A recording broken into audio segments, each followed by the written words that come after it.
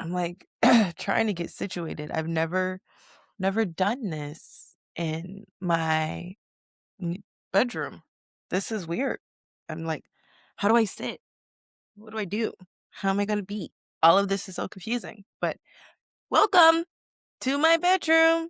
Do we need more light? I don't know. Is that better? Who knows? It feels like you still can't see me. Every time I record from my computer, my everything else is in pure clarity and my face is not. And I don't know why.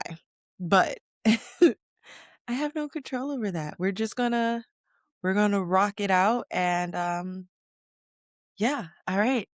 You know what that means. It's time for our song. Time for our song.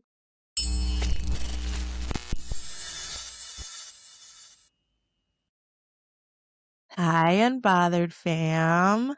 Welcome back to another episode of Basically Unbothered Recapped. You are actually getting 2 episodes of Recap this week. I know you're excited. I mean, some of you might have been like, oh no, I really wanted to hear the new guest. Well, you know what? Shit happens. Shit happens. Things happen. The guest that we had planned, we had work around. That's the beautiful thing about podcasting though, is it's not a science, you know? You think that you know what's going on, and then something happens and you just simply do not. And you just have to learn how to kind of work with that energy. That's just kind of the way it is. I am clearly in my bedroom. I had drill last weekend and it exhausted me. I was supposed to go into the office yesterday to record and do it like my admin stuff, and that did not happen at all. And even today, I ended up making it to cycle yesterday, but that also exhausted me more. I was a grumpy puss at my work meeting. I was so grumpy. I mean, there is a lot going into it. You know, when I'm at drill in the room, I'm often the only Black girl. And I'm such a vocal person, and I love that about myself. But sometimes it doesn't like help. Sometimes it makes it just kind of like difficult because I just feel so other and alone.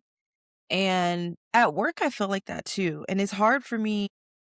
I love my coworkers so much, and I don't ever want them to feel as if I'm being harsh on them or I'm being really critical of them because that's never what I want, or I don't want to make them feel uncomfortable. But I'm often reminded again that I'm the only Black girl in that space. And in that space, I'm the only Black person. And it is hard sometimes, you know, it's not easy existing in spaces that aren't set up to help you, I guess. You know, I have customers that treat me different because I'm Black and because I'm a female. And even at work, some of the music choices, it's not really diverse. It's kind of the same things over and over again. And most of the people that we're playing are white. And when I try to play my music sometimes, it's not what they want to hear. And I respect that. And they are the majority. Um, but there's just a lot of small things that make me feel other and different. And I don't think that you can't get it unless you're living it, you know? You don't understand what that feeling is like unless you have to like exist in that feeling. And when we had our work meeting, it just kind of spilled over for me. It was just too much. It was just too much. And I was just so tired and so over it. And there's a person there that makes me feel more other. You know, normally I feel, even though I'm different, I feel a part of the family there. But there is a person there that doesn't make me feel that way and often makes me feel more separated from the group based on the treatment that I'm given, which is different than the treatment that everybody else is given. And that's really hard. And that has been something that's been difficult. And at that meeting, it was just something that was really in the forefront of everything. And it sucks because, I've tried to say something, but it again, it's if they don't if it's not happening to someone, they often don't see it and they often don't understand. And often my feelings are, kind of, oh, it's not that big of a deal. It's not that serious. It's interesting though that my dad went up there with me and he could notice it immediately. And, that just goes to show that it validated me for sure and let me know that I wasn't making this all up in my head. This was something that was 100% happening. And they're like, it's just like kind of like microaggressions, and people don't understand microaggressions because most people don't have to experience them. And once you do, it changes literally everything. And you you always are looking at things through a different lens. And so, for instance, if this person is engaging in conversation with other people, they aren't with me. And so I'm instantly kind of cut out of the conversation and cut out of the group simply because they won't interact with me in that same way. And it's just things like that. And it gets hella complicated. So I've been really grumpy, and also because I normally can handle it when I'm well rested and things are doing better for me. But when I'm exhausted and I've spent 2 days having to feel other already, it was just too much. It was just too much. And I think that's okay. I think that, I'm learning that I don't have to be perfect, and it's okay if I feel upset or feel angry. It's still hard because obviously, I'm not being believed, but I don't know, that's just something I have to deal with. It's part of being black in white spaces. I wrote a whole blog about that, about being black in white spaces and how difficult that is for me. And it still exists, it's still going on, and I'm still just trying to find my way. But on happier topics, I've decided the switch up is real. I've decided that while we're not gonna have any pop culture right now, I'm trying to think, there isn't anything going on in pop culture that is just, like, crazy. I did see a couple things. I don't know if you guys know that somehow Peacock has let Kenny onto another show. The fact that we give men like Kenny so many chances to just be an asshole it baffles me. And I say that even about myself. I've allowed so many people to be assholes in my life and given them so many chances when they should have never fucking had any. But when you give someone who was racist and emotionally abusive a platform again, what are you just saying? Are you saying that it's okay to treat black women poorly? Like that's the common, theme that's going on, is that, oh, Kenny was racist towards her and he lived this double life and he did all this. Let's give him another platform.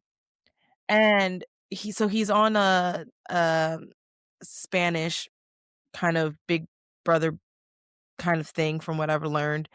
And he's looking for a redemption arc, and everybody can have a redemption arc, but you only get a redemption arc if you are actually sorry for the pain that you caused. And from what I'm hearing, he's just going on and lying and making up stories and has never really truly taken accountability for his actions. And so it just giving someone a platform, giving abusers a platform is just fucking wild to me. Again, if you come apologetic, if you come correct, I think that forgiveness should always be warranted. But if you have not made any concessions, if you have not done anything to rectify the hurt that you've caused, you're just going on and becoming a terrible person over and over and over again. And we keep giving them a platform, like we keep giving Colton a platform, right? It's just the fact that we allow these men, and not all men, but these specific men, to continue to take over our media instead of showing the men out there that are really doing things beautifully is kind of fucking frustrating to me, you know? I'm so fucking over it. I'm so fucking over it. The way that I feel so upset for Janae that not only does she have to live that once, but now her whole life is rocked again, and she has to go through this again, and she has to hear her name in Kenny's mouth again. It's too much, and you would think that, but no. Um but I said all that to say, we're gonna start talking about shows that are coming out and movies that are coming out this week. So that's gonna be an addition to the whole Basically Unbothered recap. We're gonna start talking about things that are coming out. We did it a little bit last week. We're doing it again. So let's talk about it. Paradise on Hulu is coming back. CIA on CBS. The Fall and Rise of Reggie Jenkins on NBC. This one's hilarious, and I've only seen clips. I have no desire to watch it, but Daniel Radcliffe is in it, and if someone could just spam my TikTok with clips of Daniel Radcliffe in this TV show, I would be so happy. But this one is supposed to follow like an ex-basketball player, football player, something like that, and how he like rose to fame and then how he like fucked it all up.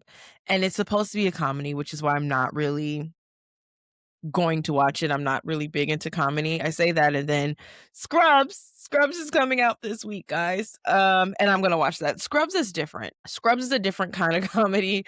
Scrubs gets a pass. It gets a pass. It gets a pass. I love Scrubs so much. I could watch it forever in a day and never be bored. And I'm so fucking happy. I talked about it last week. I'm so fucking happy that it's back. I'm so happy it's back. I'm so happy it's back.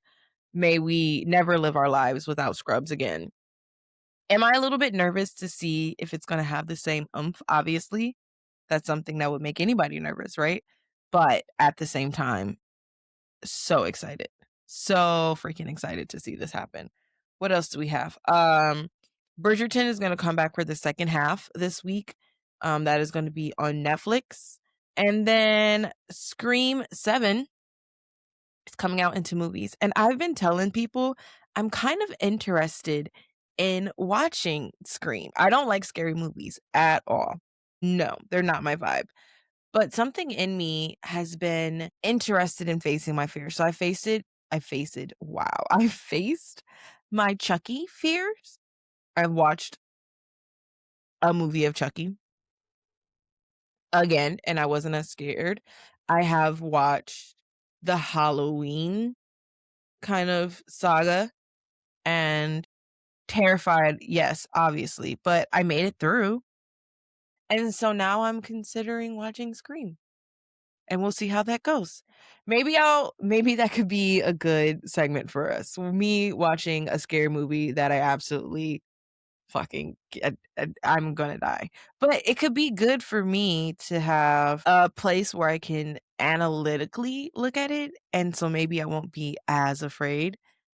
But this is definitely something that I have been thinking about getting into. I've told some people like, "Hey, do you wanna have a watch party with me?" So maybe we'll do Scream when we have a good break in between TV shows that we're watching. There's 7 movies though, so that's a whole that's a whole segment of time. But we'll I think it'll be a great idea. So we'll see. Now, to what you guys all have been obviously waiting for is the recap of the week. What TV show are we talking about today? We're going to talk about the American Next Top Model documentary. And I have my notes because, baby, we needed notes. It was uh this the documentary, docuseries, however you want to call it. One of the things that documentaries were supposed to be originally are kind of like biased. And it's clear that this one wasn't. And I'm not saying that everything that happened on America's Next Top Model was correct. I think that some of the things being called out needed to be called out, and that was so important and imperative to growth. But the blame on Tyra Banks and the blame on Black women was just wild. And so many, and we'll get into it. We'll get into it.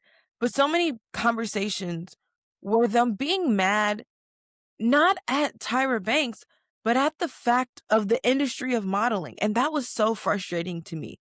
They're blaming Tyra Banks for the way that modeling industry is, and them feeling like they're not protected, and them feeling like they did like it was so frustrating that so many of these people almost have like an entitled mindset, you know?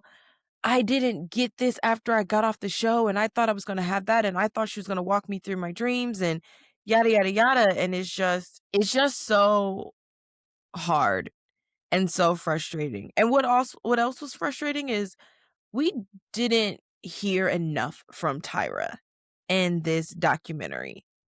You know, this we didn't hear enough from her. A lot of what her opinions and her apologies could have been, we didn't hear a lot of. And I've been so fucking frustrated because people on social media have been like, she didn't take accountability. She didn't take There were so many times where she took accountability, but she was also realistic. Like, you you're mad at me for the way that an industry was at the time. Tyra Banks does not have control over the modeling industry. That's not fair. It's not fair to put it on her. And it was just a lot of whining. Some people had points and some people didn't. So let's get into it. So the documentary, it did feel weird. Like I said, it felt weird. And the weird thing is that we're expecting a show that came out in the 2000s to hold up to the lens of the 2020s. And that's just not fair. Things really were different. There were words that I've said that I'm embarrassed that I've said. Um, Lil Wayne drops the F word against queer people a lot in his music. And that was something that was 100% acceptable at that time, you know? And does it make it right? No, but it's also a different fucking world. And I love the fact that I've been able to live in both worlds, and I've been able to grow and learn from that situation and those circumstances. But trying to compare, it's like, oh, what is it? 16 Candles, right? You watch 16 Candles and it just does not age well. It's just so freaking racist. And people still love that. And they still watch it and they still talk about it as it's a great movie. And it's so bad. But, they go, well, you have to think about what happened in those times. And that's the same here. You have to think about what was going on in those times, what was going on in the time of reality TV. There was not as much protection in reality TV as there was now. There weren't as much rules. There's so many things that weren't put in place back then that we have now. And I'm so grateful that we do have things put in place now, but we can't compare apples to oranges. They just didn't they just weren't the same world. Honestly, they just were not.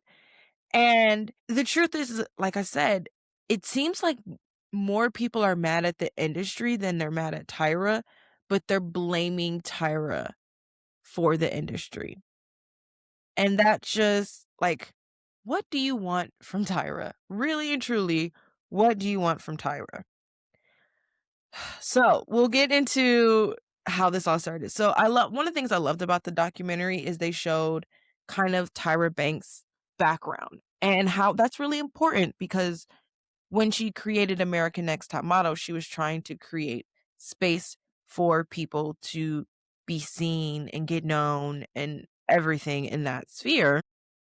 And they show Tyra starting off as a Black model and changing the world for Black models everywhere and becoming a phenom in the modeling world and things that would have normally not happened because back then the modeling world was very wide and very thin and not accepting of diversity in different bodies. And Tyra had to fight her way, claw her way to get to all the positions. She talked about how, Black models were working harder and making companies more money, but they were being paid less.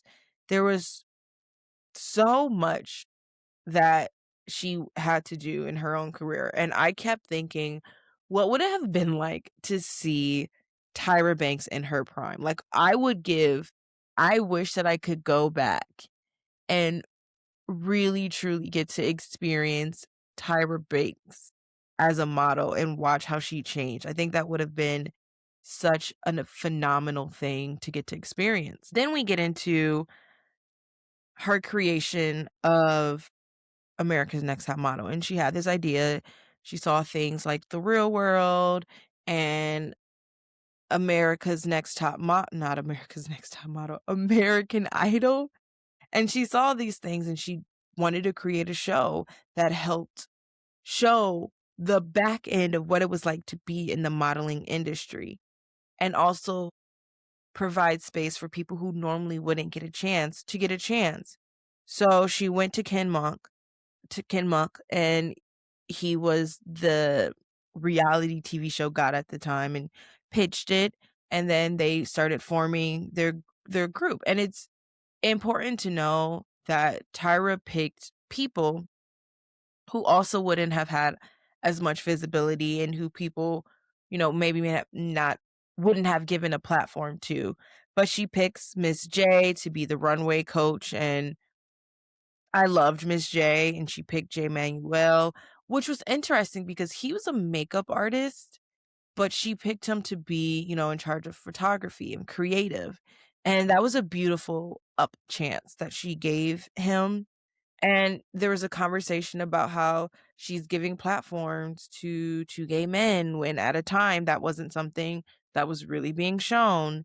And they pitched it to a whole bunch of places and got turned down.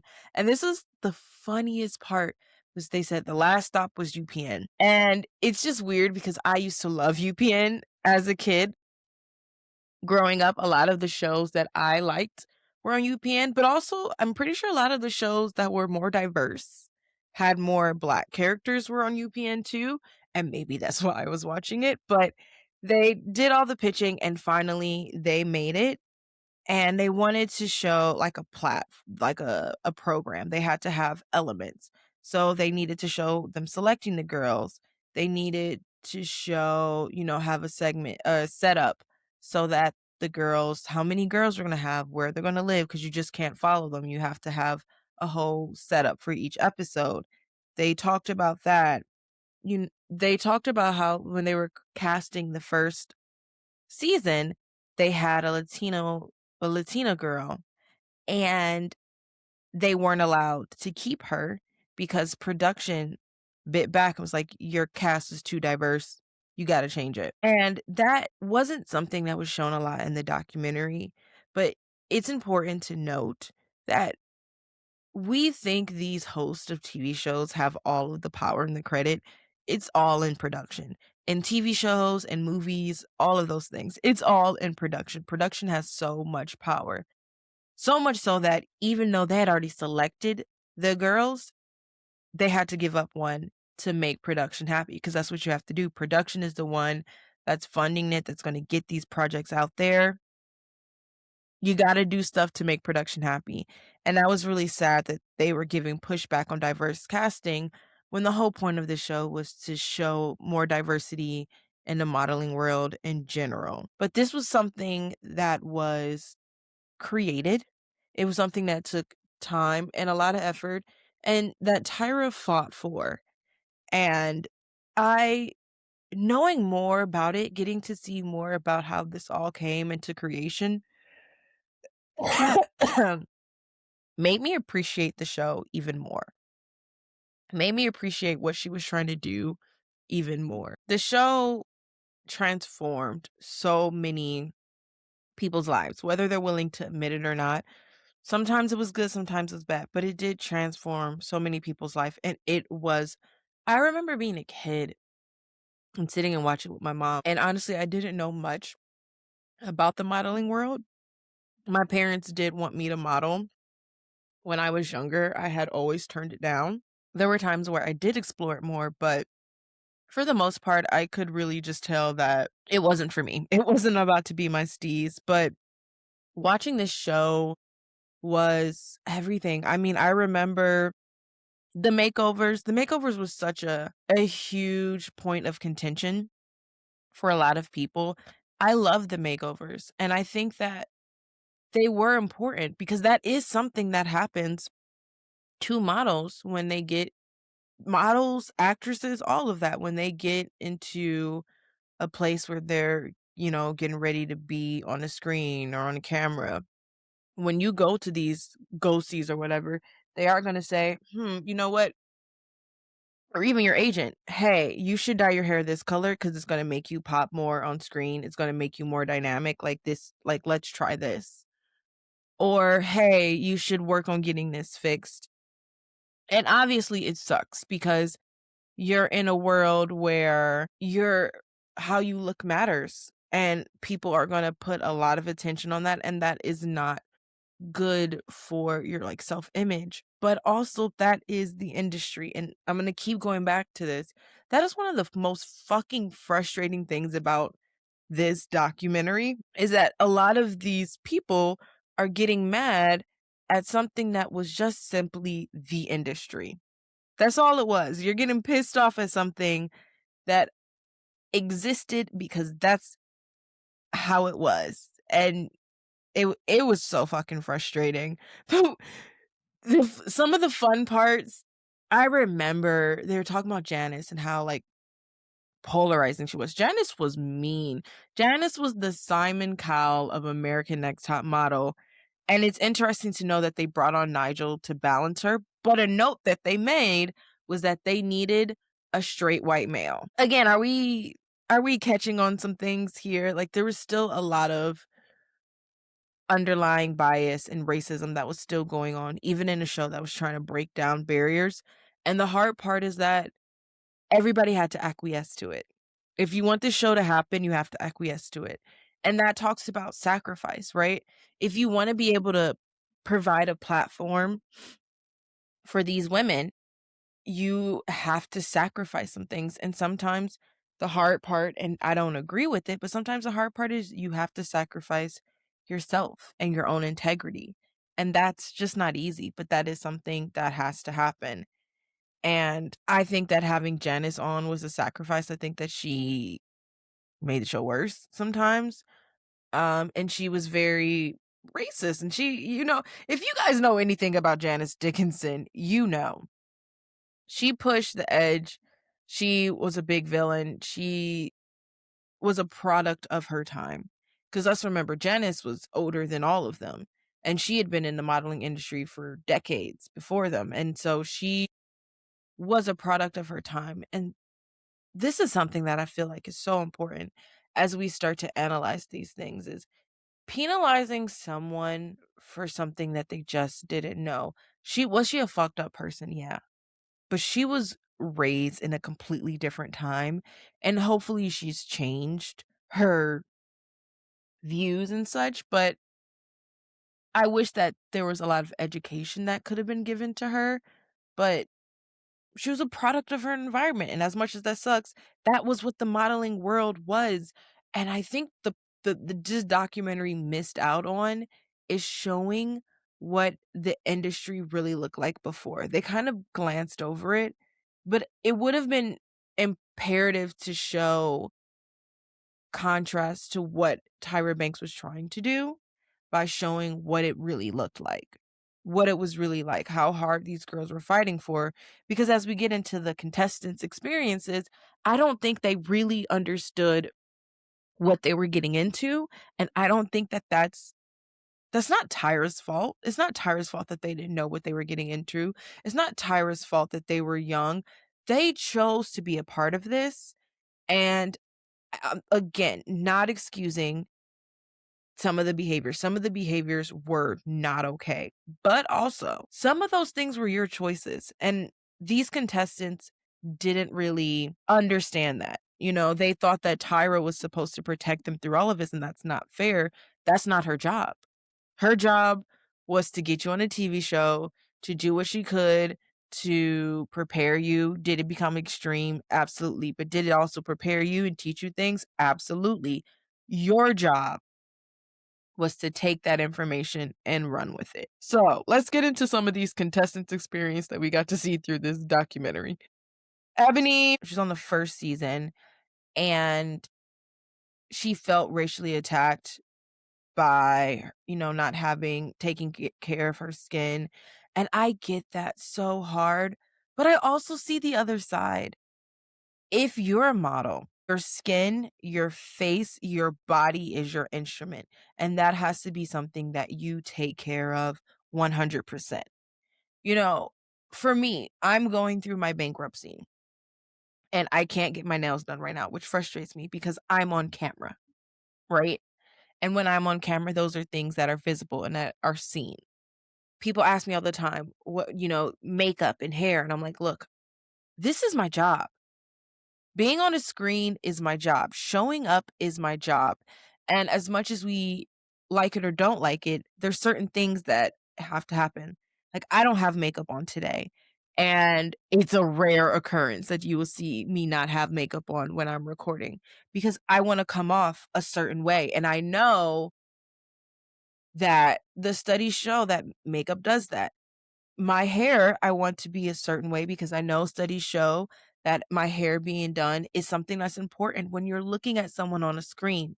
I take care of my skin. Although I'm still having my acne stuff, I take care of my skin. I make my own face wash. I make my own um face oil.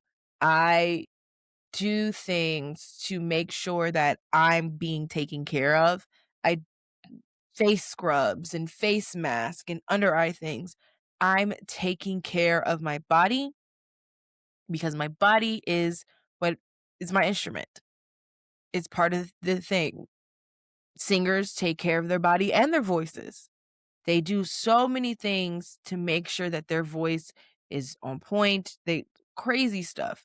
Those are things that you have to take care of. And does it suck being called out on it? Yes. Can sometimes it be racially toned? I just talked about work. Yes, but you also have to understand what you're getting into.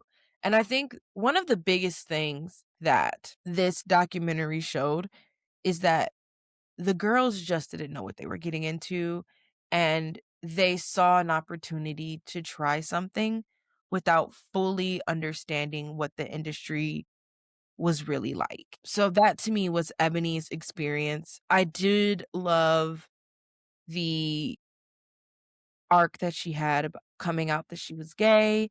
I think that that was very important to see. A lot of people back then were nowhere. You think people aren't tolerant now?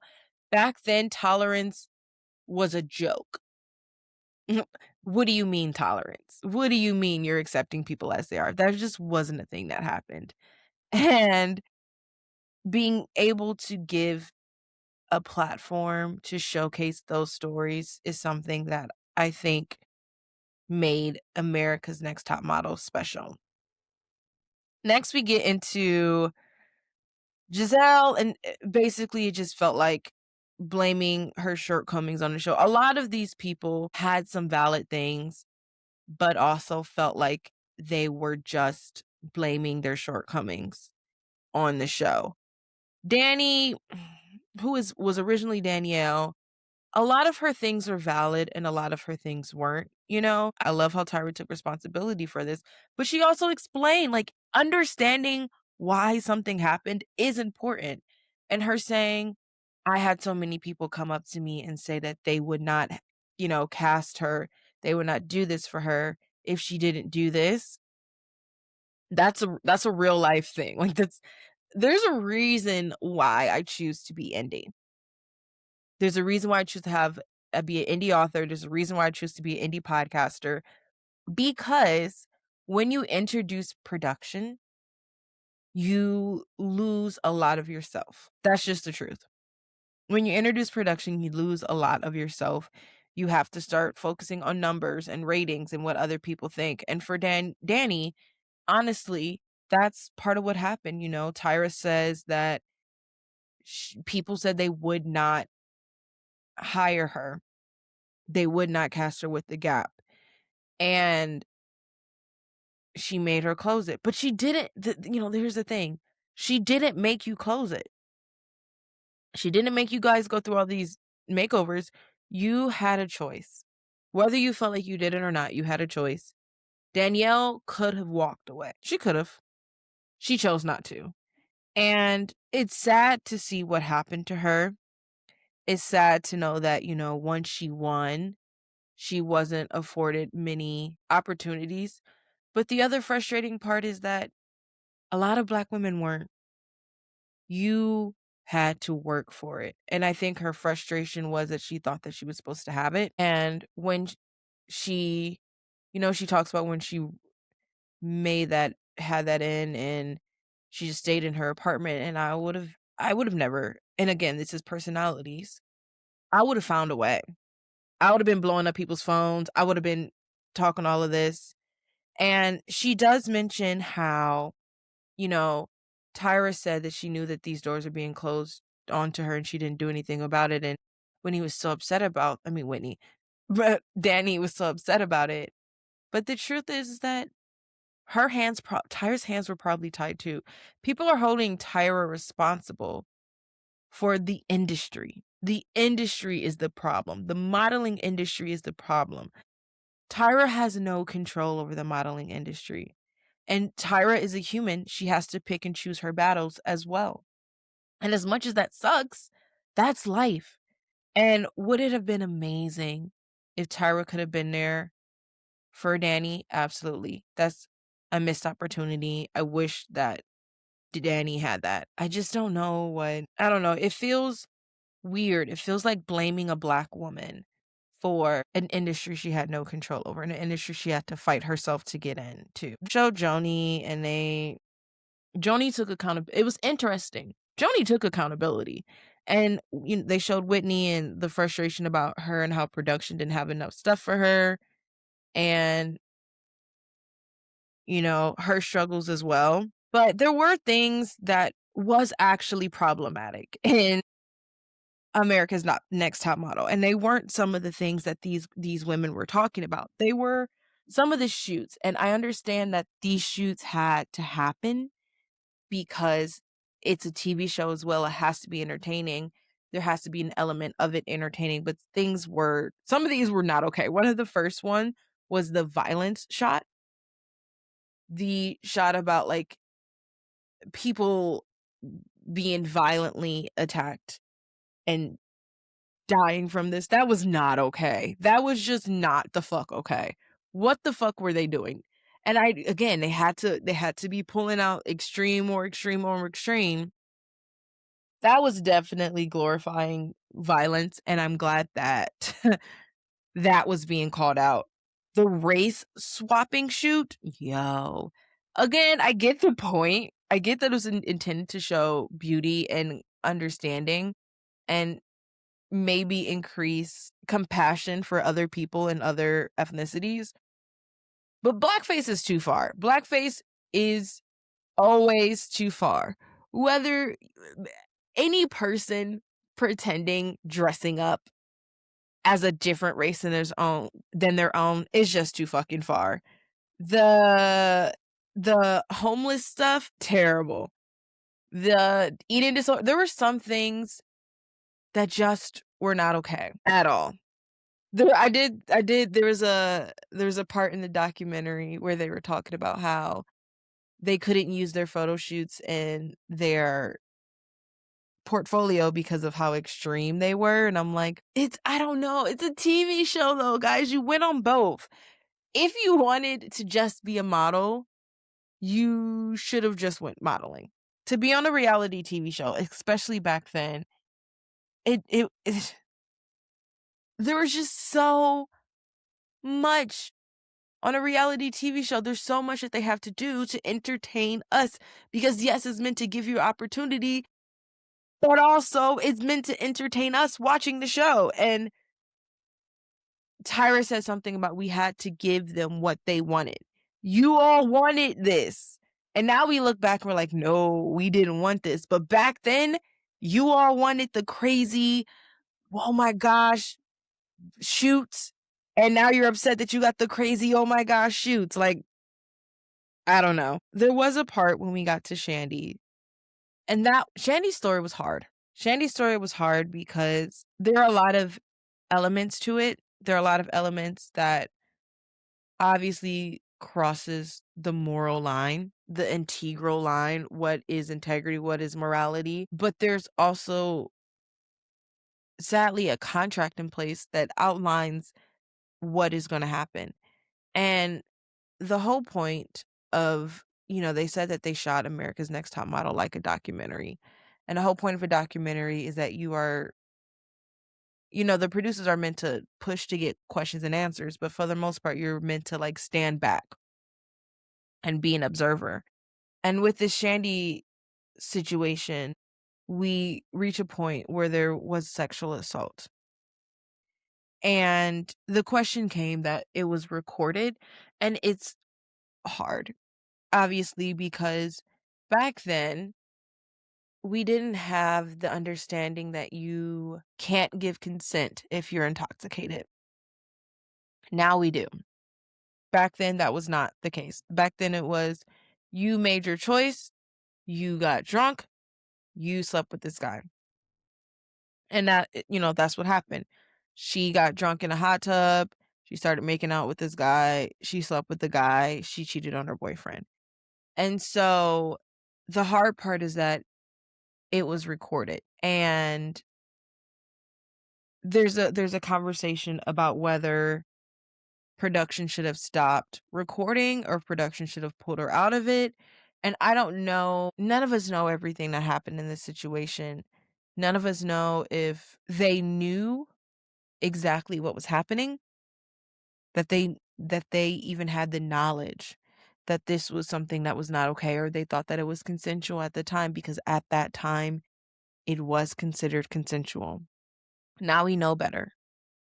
Now we know better, and I'm so happy that we do know better, and I'm so happy that we can learn. I mean, I've made my mistakes in regard to things like this, where I just didn't have the knowledge to understand what it was and what it wasn't. And I wish that I knew sooner, but the truth is that I didn't. And I couldn't have known because I couldn't have known. I didn't have the education to really go there, to fully understand it. And I think that this is where society in general let Shandy down, is that we didn't evolve sooner. We didn't have the information sooner. We didn't have the confirmations. We didn't have the conversations sooner. And now it probably would have been different. Although now a lot of people have sex on with the cameras recording on reality TV. There are probably more safe gaps in place to make sure that something like this doesn't happen, but it is hard, and it is hard to go, back and forth between these two things, where the first thing is she shaped it as, her big thing was that she cheated, and that was, the storyline that was being pushed, and it seemed like she blamed production a little bit for her actions, and some of it was completely out of her control. She's mad at them for recording her phone call that she had to have with her boyfriend, which it was in her contract. She's mad at them for some things that they did that are in her contract. And as much as it sucks, as much as the contracts may be abusive, the issue is, again, production, not necessarily Tyra. And I don't think that there was a good distinction between the two in this documentary. It really felt like production and Tyra were one and the same, and that was not the case. Regardless, though, what happened to Shandy was tragic. And it's a good conversation that we need to still have in our world right now about consent, about what is okay. but it's also a conversation that we need to have about our choices. And sometimes we make bad choices. And I'm not saying that Shandi did, and I'm not victim blaming at all. I'm just saying being aware. Sometimes we do make shitty choices and we have to live with them. I've made them. I've done some stupid shit.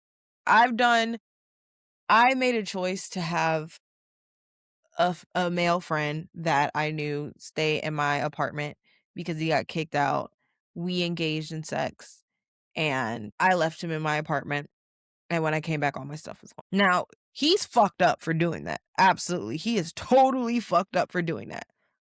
I made the choice to have him in my house. I made the choice, and I was on the fence about it from the beginning. I'm upset at myself. I'm upset at him more than I am upset at myself, but also I'm upset at myself that I didn't really want to let him into my home to begin with, and I did it anyways.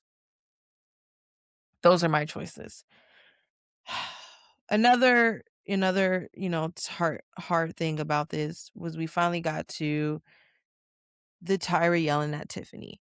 And the context of this was really important. And it's also interesting that, they said, I will never talk about what she said on this in that moment. And it's like, that was the time to talk about it. If you guys want to villainize her, say it. Say it with your whole chest. Tyra did apologize, for the Tiffany thing. She said that she really believed in her. Apparently, the season before, Tiffany got disqualified because she got into a fight at the bar, and they worked really hard to give Tiffany a chance. And when Tiffany just kept having a bad attitude and just defeatist, and that's hard. When you don't think that you deserve something, you self-sabotage yourself and do it all the time. Then the people around you get frustrated because they're trying to help you. They're trying to help you grow. And I think at that moment, Tyra reached her point. There's probably a whole bunch of shit she was frustrated about. And she reached her breaking point.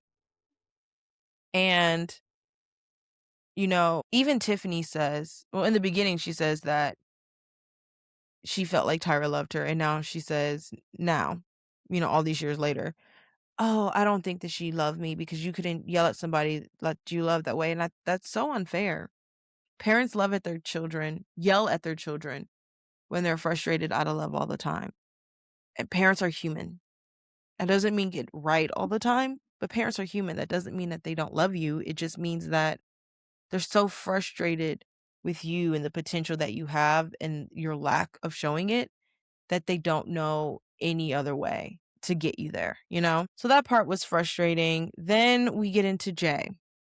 Now, Jay and Tyra were really close, but Jay said that the monotonous of production, the continuance of having to show more and more and more, and the lack of morals going down, the lack of integrity going down as the show continued, got to him.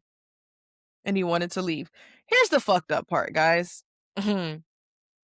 Okay, you want to leave, but you wanted to tell Tyra, and that was really hard.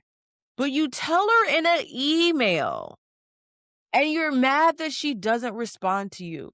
You don't think that your fucking friendship deserved more? You don't think that you should have sat her down and had a conversation with her? You told your friend in an email that you were leaving and got mad that she was upset about it. Well, I wanted her support. I wanted her to be there for me. Again, Black women, you want to dog Black women, but then at the same moment, you want them to support you through your wrongdoing. It wasn't wrong for him to want to leave. If you want to leave, sure. It was wrong that Tyra's supposed to be your friend, and the way that you handled it was by not giving her the courtesy of sitting down and having a conversation with her. I would have been just as pissed. And he doesn't take we're talking about how Tyra doesn't take accountability. He doesn't take accountability for this. And even Tyra's like, no, I'm not going to talk about the Jay situation. if I'm gonna talk about it, I'm gonna talk to Jay about it, which is so my I was watching with my mom. My mom was like, "Her PR, they're on point because that was a perfect answer." But it was so respectful. Like, if I have a problem with him, I'm gonna converse about it with him. And it was a jab. Like, you shouldn't have wrote a book about me. You shouldn't have gone on national TV about me when you guys got fired. It's just so frustrating seeing this man attack a Black woman and not hold himself accountable for his own actions and be upset that she responded the way that she responded. Then we get to the last part, which is when production, the UPN director leaves, new director comes in, and they tell her, "You gotta trim fat. There are no sacred horses," which is what she said. And they told her to fire Jay, Miss J, and Nigel. And these three men get on national TV and blame her for these and really truly think that she chose to fire them, even though her and Ken said, "This is coming from above us." Y'all chose not to believe her. Y'all want us to feel sorry for you when you didn't even believe a Black woman when she told you what the fuck was going on. And that is what about this documentary pissed me off the most. Is it felt like a witch hunt against the Black woman. Some by Black people, some not by Black people. But it felt like you were villainizing her for the model industry. You were villainizing her for what production wanted. You were villainizing her for doing her job. And no one's taking accountability for any of this. And no one's putting the blame where the blame properly should go. That part bugged me so much. And I could see why Tyra started to go crazy in the end, because she was forced to fire these people that she went to bat for, that she got on the show in the first place. She didn't feel secure in herself. She was being threatened inadvertently, and she had to try to continue to perform while struggling through all of that. That had to be so fucking impossible, and not enough is said about how that would affect your mental health. How all of those things happening, and you still gotta perform, and you still gotta do your job, and you still have to try, even though you might feel like your project is being taken over. And you're trying to find in your mind, you're trying to justify it, and you're trying to find a way to hold on to these reins and hold on to the project that you believed in.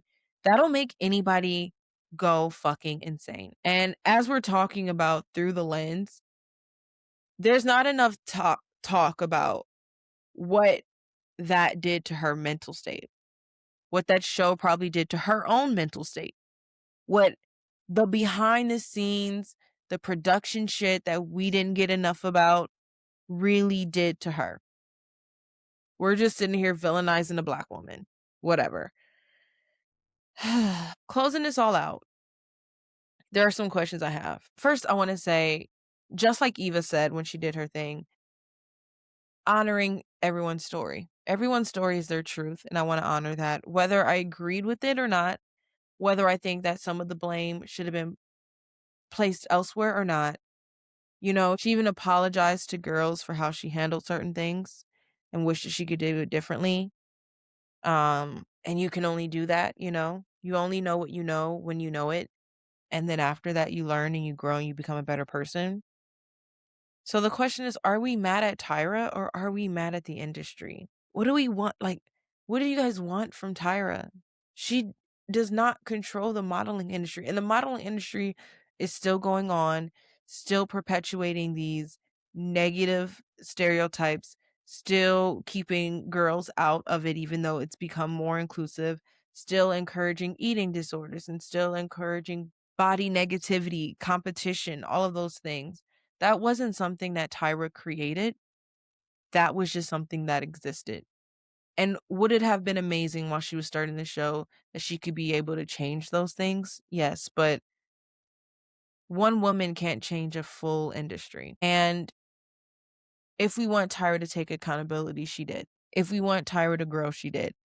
The last thing that she said was, I did fuck up. I did what I knew was best at the time. And from all of that, I've learned and I've grown, I've become a better person. And I ask that other people do that too. Because all these people who are like shooting shots at her, are you guys spending the time to practice the growth and take accountability and look at your own place? And I don't know if they are, but I think that in life, sometimes we need someone to blame. And it's hard to blame an entire industry. So we blame one person instead. And I think that with this, even in the end, how Tyra said her thing and the end was Danny saying, "Oh, this is bullshit," or whatever. I think in the end, we need to separate our feelings about Tyra and we need to really look at who the villain truly was. Was the villain Tyra Banks or was the villain the American Next Top Model production? Was the villain Tyra Banks or was the villain the modeling industry? Were there things that Tyra could have done differently? Yes, but there are things that everyone could have done differently. But what do you want from her? She's just one person battling the same thing that a lot of these women of color were battling too. I don't know what they want from them. But alas, that's it, guys. This was a struggle. This was a lot. I may not have covered it as well as I wanted to, but there was a lot in this whole documentary. So I tried to do the best that I can. If I misplaced someone's name or whatever, I'm sorry. But thank you all for listening. You're getting a double recap this week. So we're covering America's Next Top Model today. And then on Friday, you will get the second part of Love is Blind Ohio. So thank you all for being here and I'll see you next time. Bye.